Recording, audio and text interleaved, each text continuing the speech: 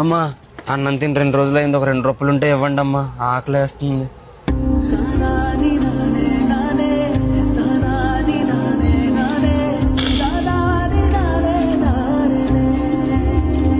సరే, ఈ 100 రూపీస్ తీసుకొని మంచి ఫుడ్ తిను, సరేనా? బాబు ఆకలేస్తుంది, 2 రూపాయలు ఉంటే ఇవ్వా.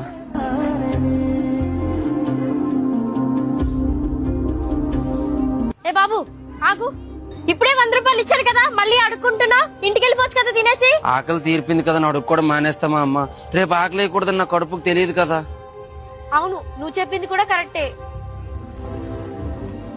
అవును, నేను ఇతనికి రోజు అన్నం పెట్టించగలిగితే ఇతనికి అడుక్కునే పరిస్థితే ఉండదు కదా. ఏ బాబు ఆగు, నేను నీకు రోజు అన్నం పెట్టిస్తాను, నువ్వు అడుక్కోవడం మానేస్తావా? అంతకంటే ఇంకేం కావాలమ్మా? రోజు అన్నం పెట్టిస్తే చాలు, నిజంగా అడుక్కోవడం మానేస్తాను. సరే, ఒక నిమిషం ఇక్కడ కూర్చో, మళ్ళీ వస్తాను.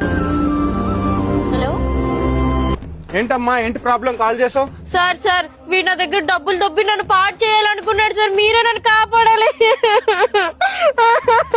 దిక్కున్నాను కూడా రేపిస్ట్లు అయిపోతున్నారు. రారా నువ్వు, నీ కొత్త పాలు పడతా జైల్లో.